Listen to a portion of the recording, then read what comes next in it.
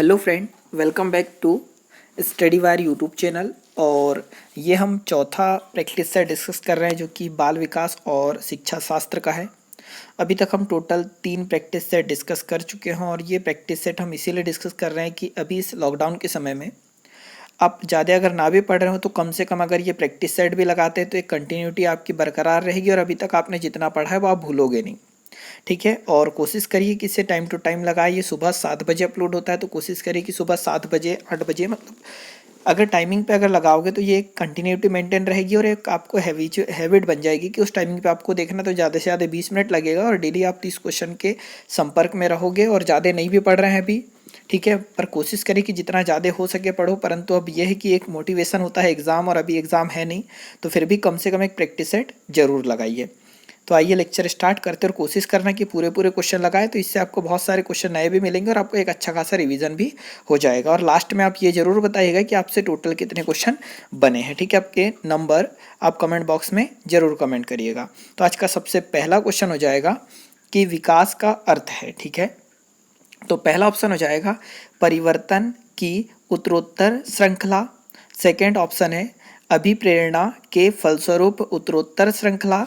और third option है अभिप्रेरणा और अनुभव के फलस्वरूप उत्तरोत्तर श्रृंखला। और फोर्थ ऑप्शन है परिपक्वता की उत्तरोत्तर श्रृंखला। ठीक है, तो ऑप्शन नंबर सी हो जाएगा राइट आंसर कि विकास का अर्थ है तो अभिप्रेरणा और अनुभव के फलस्वरूप उत्तरोत्तर श्रृंखला। ठीक है, अगर हम इसकी बात करें तो यार विकास का अर्थ अभिप्रेरणा और अनुभव के फलस्वरूप उत्तरोत्तर श्रृंखला का होना।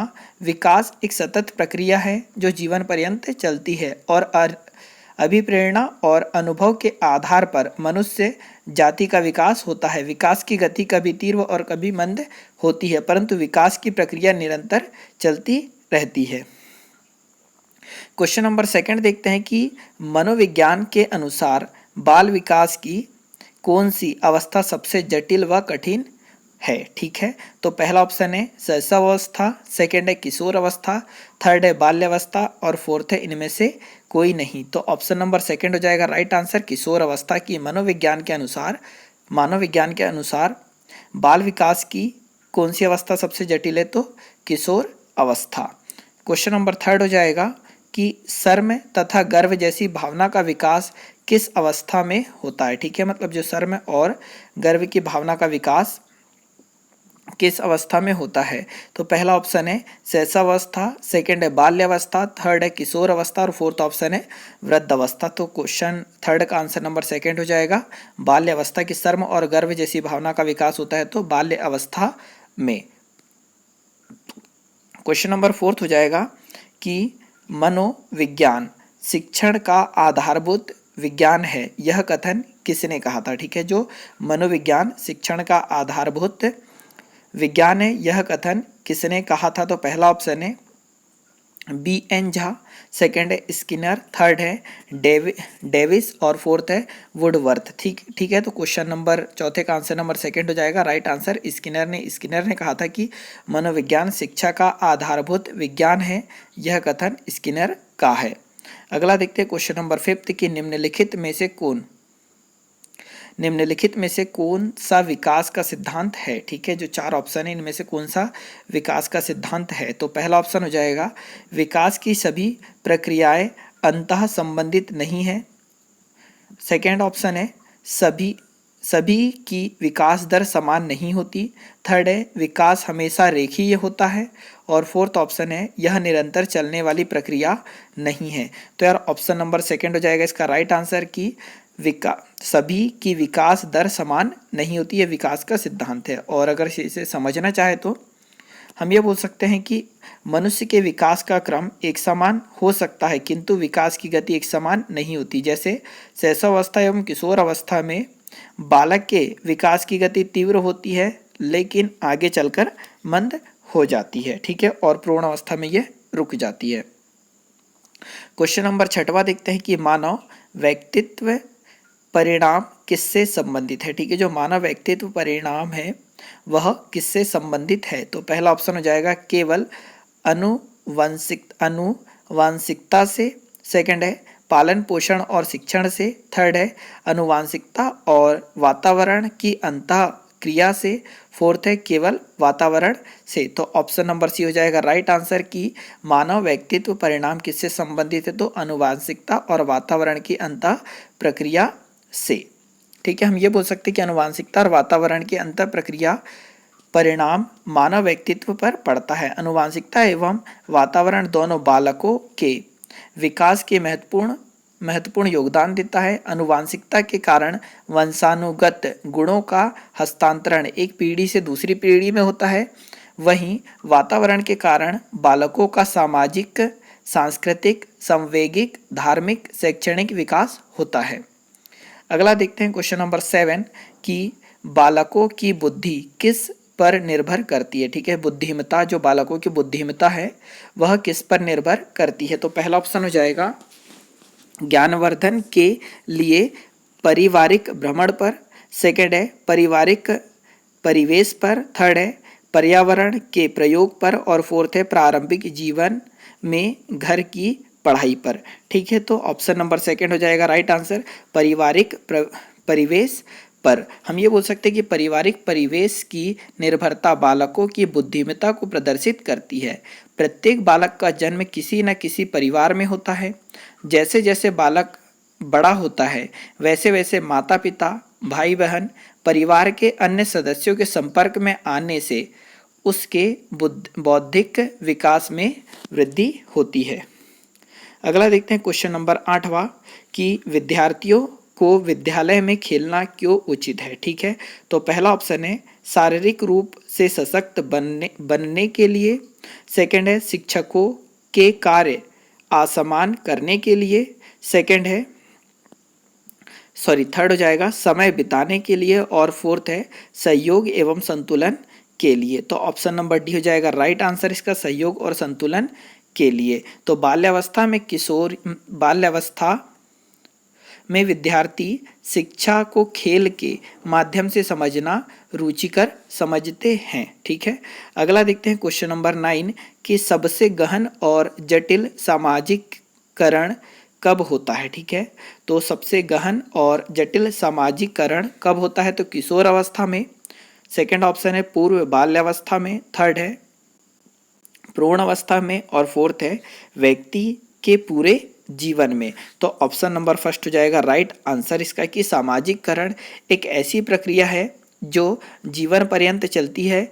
यह प्रक्रिया के माध्यम से बालक समाज का एक क्रियात्मक सदस्य बन जाता है। बालक की किशोर अवस्था में सामाजिकरण प्रक्रिया सबसे जटिल अवस्था में होती है। अगला देखते हैं क्वेश्चन नंबर 10वां कि शिक्षा के संदर्भ में सामाजिकरण से क्या तात्पर्य है। ठीक है, शिक्षा के संदर्भ में सामाजिकरण से क्या तात्पर्य है, तो पहला ऑप्शन हो जाएगा सामाजिक मानदंडों का पालन करना। सेकंड है अपने सामाजिक मानदंड बनाना। थर्ड है समाज में बड़ों का सम्मान करना। और फोर्थ है सामाजिक वातावरण में अनुकूल और समायोजन करना। ठीक है, तो ऑप्शन नंबर डी हो जाएगा इसका राइट आंसर कि शिक्षा के संदर्भ में सामाजिकरण से तात्पर्य है कि सामाजिक वातावरण में अनुकूल और समायोजन करना। क्वेश्चन नंबर 11वां देखते हैं कि निम्न में से कौन सा एक भाग परंपरागत नैतिक स्तर से जुड़ा हुआ है। ठीक है, मतलब ऐसा कौन सा भाग है जो कि परंपरागत नैतिक स्तर से जुड़ा हुआ है। तो पहला ऑप्शन यहाँ दे रखा है सामाजिक अनुबंध अभिमुखता। सेकंड है अधिकार संरक्षण अभिमुखता। थर्ड है दंड एवं आज्ञा पालन अभिमुखता। और फोर्थ है उपरोक्त में से कोई नहीं। ठीक है, तो ऑप्शन नंबर सेकंड हो जाएगा इसका राइट आंसर कि अधिकार संरक्षण अभिमुखता। हम ये बोल सकते हैं कि परंपरागत नैतिक स्तर कोलहबर्ग के नैतिक विकास सिद्धांत का दूसरा स्तर है। इसके अंतर्गत अधिकार संरक्षण अभिमुखता अवस्थाएं आती है। ठीक है, अगला देखते हैं क्वेश्चन नंबर 12वां कि पियाजे के अनुसार संज्ञानात्मक विकास के किस चरण पर बच्चा वस्तु स्थायित्व को प्रदर्शित करता है। ठीक है, मतलब पियाजे के अनुसार जो संज्ञानात्मक विकास के किस चरण पर बच्चा वस्तु स्थायित्व को प्रदर्शित करता है। तो पहला ऑप्शन हो जाएगा मूर्त संक्रियात्मक चरण, सेकंड हो जाएगा औपचारिक संक्रियात्मक चरण, थर्ड है संवेदी प्रेरक चरण और फोर्थ हो जाएगा पूर्व संक्रियात्मक चरण। तो ऑप्शन नंबर सी हो जाएगा इसका राइट आंसर, संवेदी प्रेरक चरण। तो पियाजे के संज्ञानात्मक विकास को 4 अवस्थाओं में विभाजित किया है, जिसके अंतर्गत वस्तु स्थायित्व, इंद्रिय जनित गमन या संवेदी प्रेरक अवस्था में सम्मिलित है। यह क्रिया जन्म से 2 वर्ष तक होती है। इस अवस्था में बालक जिन वस्तुओं को प्रत्यक्ष देखते हैं उनके लिए उसी का अस्तित्व होता है। अगला देखते हैं क्वेश्चन नंबर 13 कि प्रचलित योजना में नई जानकारी जोड़ने को किस नाम से जाना जाता है। ठीक है, जो प्रचलित योजनाओं में नई जानकारी को जोड़ना किस नाम से जाना जाता है। तो पहला ऑप्शन है समायोजन, सेकंड है साम्य धारण, थर्ड है आत्म सात्करण और फोर्थ हो जाएगा संगठन। ठीक है, तो 13वें का ऑप्शन नंबर सी हो जाएगा राइट आंसर, आत्म सात्करण। ठीक है, प्रचलित योजनाओं में नई जानकारी जोड़ने को आत्म सात्करण से के नाम से जाना जाता है। अगला देखते हैं क्वेश्चन नंबर 14 कि यदि छात्र अधिकांश कार्य स्वयं के हाथों से करेगा तो छात्र में बढ़ती है। ठीक है, तो पहला ऑप्शन है शारीरिक शक्ति, सेकंड है मानसिक शक्ति, थर्ड है परिश्रम करने की भावना और फोर्थ है आत्मनिर्भरता। ठीक है, तो ऑप्शन नंबर डी हो जाएगा इसका राइट आंसर कि यदि कोई छात्र अधिकांश कार्य स्वयं के हाथों से करता है तो उसमें बढ़ती है तो आत्मनिर्भरता बढ़ती है।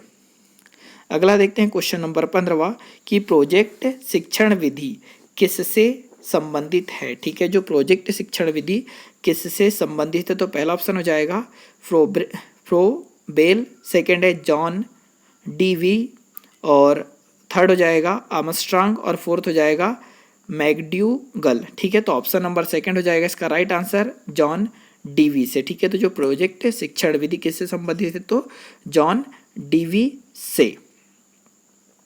अगला हो जाएगा क्वेश्चन नंबर 16 कि सफल समावेशन में निम्नलिखित में से कौन सा सम्मिलित नहीं है। ठीक है, जो सफल समावेशन में निम्नलिखित में से कौन सा सम्मिलित नहीं है। तो पहला हो जाएगा पृथक्करण, सेकंड हो जाएगा अभिभावकों की भागीदारी, थर्ड हो जाएगा क्षमता संवर्धन और फोर्थ हो जाएगा संवेदनशील बनना।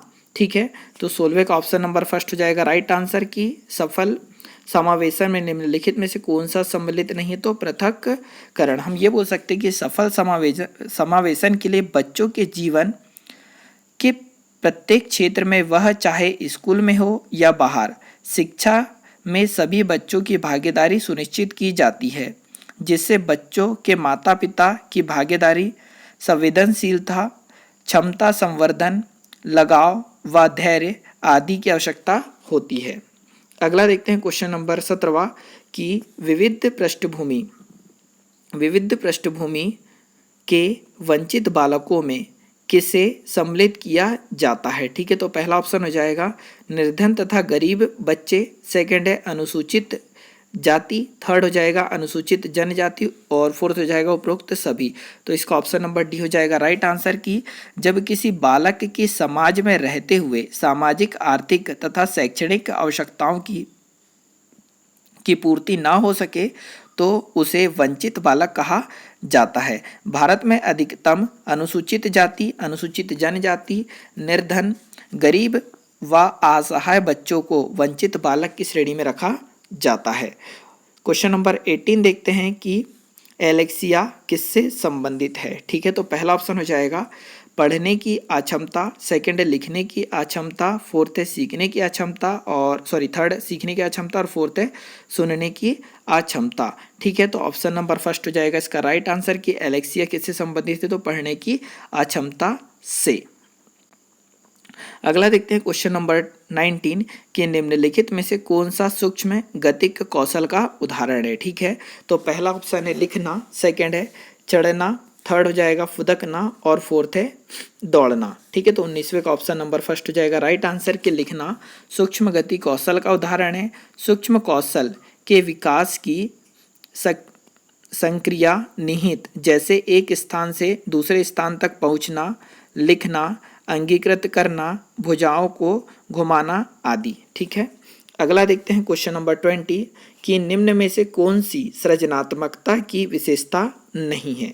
ठीक है, सृजनात्मकता की विशेषता कौन सी नहीं है, तो पहला ऑप्शन है मौलिकता, सेकंड है उत्पादकता, थर्ड हो जाएगा अपरिवर्तनशीलता और फोर्थ है नवीन ज्ञान की खोज। तो ऑप्शन नंबर सी हो जाएगा राइट आंसर, अपरिवर्तनशीलता सृजनात्मकता की विशेषता नहीं है। सृजनात्मकता मौलिक चिंतन, नए प्रकार के संगठन, अलग प्रकार का चिंतन व व्यवहार, पुरानी समस्याओं में नवीन समाधान, नए समाधानों को देखना या व्याख्या करना, लोचशीलता एवं जीवन के विभिन्न क्षेत्रों में नवीन दृष्टिकोण को अपनाने से है। ठीक है, अगला देखते हैं क्वेश्चन नंबर 21 की निम्न आर्थिक स्तर का प्रभाव निम्न में से किस पर नहीं पड़ता। तो पहला ऑप्शन हो जाएगा आत्मसम्मान पर, सेकंड है सीखने की क्षमता पर, थर्ड है उच्च संस्थान में प्रवेश पर और फोर्थ हो जाएगा जीवन यापन पर। ठीक है, तो आर्थिक स्तर का प्रभाव किस पर नहीं पड़ता, तो ऑप्शन नंबर सेकंड हो जाएगा राइट आंसर, सीखने की क्षमता पर। तो सीखना एक प्रक्रिया है जो जीवन पर्यंत चलती है तथा जिसके द्वारा हमें व्यवहार में परिवर्तन होता है। अतः आर्थिक स्तर का प्रभाव सीखने की क्षमता को प्रभावित नहीं करता है। गेट्स के अनुसार अनुभव द्वारा व्यवहार में रूपांतरण लाना ही अधिगम है। अगला देखते हैं क्वेश्चन नंबर 22 की विद्यालय में विद्यार्थियों के भाग जाने का क्या कारण है। ठीक है, क्वेश्चन नंबर 22 हो जाएगा कि विद्यालय में विद्यार्थियों के भाग जाने का क्या कारण है। तो पहला ऑप्शन हो जाएगा कक्षा शिक्षण में रुचि का अभाव, सेकंड हो जाएगा विद्यार्थियों में अध्ययन की रुचि का अभाव और थर्ड हो जाएगा विद्यार्थियों को दंड नहीं देना और फोर्थ है समस्या के प्रति शिक्षकों की निर्दयी अभिवृत्ति। ठीक है, तो ऑप्शन नंबर सेकंड हो जाएगा इसका राइट आंसर कि विद्यार्थियों के अध्ययन में अरुचि का अभाव, इस कारण से विद्यालय से बच्चे भाग जाते हैं। क्वेश्चन नंबर 23 कि सीखने का प्राथमिक मूलभूत नियम किससे संबंधित है। ठीक है, जो सीखने का प्राथमिक मूलभूत नियम किससे संबंधित है, तो पहला हो जाएगा अभ्यास कार्य से, सेकंड है परिणाम की अपेक्षा से, थर्ड हो जाएगा प्रशंसा से और फोर्थ हो जाएगा तत्परता से। ठीक है, तो ऑप्शन नंबर डी हो जाएगा इसका राइट आंसर कि सीखने का प्राथमिक मूलभूत नियम किससे संबंधित है, तो तत्परता से। तो सीखने का प्राथमिक मूलभूत नियम तत्परता से संबंधित है। सीखने के इस नियम का अभिप्राय है कि जब प्राणी किसी कार्य को करने के लिए तैयार रहता है तो उसे आनंद आता है और वह शीघ्र सीख जाता है, अर्थात तत्परता ही बालक के ध्यान को केंद्रित करने में सहायक होती है। अगला देखते हैं क्वेश्चन नंबर 24 कि शिक्षण के क्षेत्र में 6ES शिक्षण रणनीति में कौन सम्मिलित है। ठीक है, मतलब शिक्षण क्षेत्र में 6ES शिक्षण रणनीति में कौन सम्मिलित है। तो पहला ऑप्शन हो जाएगा संलग्न, सेकंड हो जाएगा अन्वेषण और यहाँ पर थर्ड ऑप्शन हो जाएगा मूल्यांकन और फोर्थ है ये सभी। तो ऑप्शन नंबर डी हो जाएगा इसका राइट आंसर। ठीक है, तो शिक्षण के क्षेत्र में 6ES शिक्षण रणनीति से ये सभी सम्मिलित है। हम ये बोल सकते हैं कि इसमें 6ES जैसे संलग्न, अन्वेषण, व्याख्या, विस्तृत, मूल्यांकन, विस्तृत एवं मनुष्य को शामिल किया जाता है। क्वेश्चन नंबर 25 देखते हैं कि कक्षा में विद्यार्थियों की रुचि बनाए रखने के लिए एक शिक्षक के लिए क्या उचित है। ठीक है, तो पहला ऑप्शन होगा श्यामपट्ट का प्रयोग करना, सेकंड है चर्चा करना, थर्ड है कहानी सुनाना और फोर्थ है प्रश्न पूछना। तो ऑप्शन नंबर डी हो जाएगा इसका राइट आंसर। ठीक है, तो कक्षा में विद्यार्थियों की रुचि बनाए रखने के लिए अध्यापक को कक्षा में प्रश्न पूछना चाहिए जिससे बालक ज्ञानात्मक, भावात्मक एवं क्रियात्मक अधिगम के लक्ष्यों से परिपूर्ण होता है। क्वेश्चन नंबर 26 हो जाएगा कि जिस क्रिया में व्यक्ति दूसरों के व्यवहार को देखकर सीखता है ना कि प्रत्यक्ष अनुभव द्वारा, उसे क्या कहा जाता है। मतलब ऐसी क्रिया जिसमें एक व्यक्ति दूसरों के व्यवहार को देखकर सीखता है ना कि प्रत्यक्ष अनुभव के द्वारा, उसे क्या कहा जाता है। तो पहला ऑप्शन हो जाएगा सामाजिक अधिगम, सेकंड है अनुबंधन, थर्ड हो जाएगा प्रायोगिक अधिगम और फोर्थ हो जाएगा आकस्मिक अधिगम। तो ऑप्शन नंबर फर्स्ट हो जाएगा इसका राइट आंसर कि सामाजिक अधिगम। हम ये बोल सकते कि जब व्यक्ति दूसरों के व्यवहार को देखकर सीखता है तो वह सामाजिक अधिगम कहलाता है। सामाजिक अधिगम का सिद्धांत आचरण एवं व्यवहार की परिवेश के साथ प्रतिबद्धता को दर्शाता है। यह सिद्धांत व्यवहार का वर्णन एक सीमा तक सिर्फ या तो प्रकृति का पालन पोषण से करता है। अगला देखते हैं क्वेश्चन नंबर 27 कि शिक्षण नियंत्रित अनुदेशन, ठीक है, शिक्षण नियंत्रित अनुदेशन विधियों में निम्नलिखित में से कौन सम्मिलित है। तो पहला ऑप्शन हो जाएगा पाठ प्रदर्शन विधि, सेकंड है अनुवर्ग शिक्षण विधि, थर्ड है व्याख्यान विधि और फोर्थ है उपरोक्त सभी। तो ऑप्शन नंबर डी हो जाएगा इसका राइट आंसर कि शिक्षण नियंत्रण अनुदेशन विधि शिक्षण की सर्वाधिक प्राचीन विधि है। यह शिक्षण की भूमिका सर्वाधिक महत्वपूर्ण होती है। इसमें शिक्षक अधिक क्रियाशील रहता है। इस विधि की तीन वर्ग व्याख्यान विधि, पाठ प्रदर्शन विधि और अनुवर्ग विधि में विभाजित किया है। ठीक है, क्वेश्चन नंबर 28 देखते हैं कि प्रतिबिंब, अवधारणा, प्रतीक एवं संकेत, भाषा, शारीरिक क्रिया और मानसिक क्रिया में क्या अंतर्निहित है। तो पहला ऑप्शन हो जाएगा अनुकूलन, सेकंड है प्रेरक पेशी विकास और थर्ड हो जाएगा समस्या समाधान, फोर्थ है विचारात्मक क्रिया। ठीक है, तो ऑप्शन नंबर डी हो जाएगा इसका राइट आंसर विचारात्मक क्रिया की प्रतिबिंब, अवधारणा, प्रतीक एवं संकेत, भाषा, शारीरिक क्रिया और मानसिक क्रिया में क्या अंतर्निहित है। तो विचारात्मक क्रिया। अगला क्वेश्चन देखते हैं क्वेश्चन नंबर 29 की नवीन ज्ञान तथा नवीन प्रक्रियाओं का अर्जन करने की क्रिया अधिगम प्रक्रिया है। यह कथन किसका है। ठीक है, तो पहला ऑप्शन हो जाएगा थार्नडाइक का, सेकंड है वुडवर्थ का, थर्ड हो जाएगा गैने का और फोर्थ है हल का। ठीक है, तो कुछ ऑप्शन नंबर सेकंड हो जाएगा इसका राइट आंसर वुडवर्थ का। ठीक है, तो वुडवर्थ ने कहा था कि नवीन ज्ञान तथा नवीन प्रतिक्रियाओं का अर्जन करने की प्रक्रिया अधिगम प्रक्रिया है और ये वुडवर्थ का कथन है। अगला क्वेश्चन हो जाएगा क्वेश्चन नंबर 30 कि शिशु का अधिकांश व्यवहार किस पर आधारित होता है।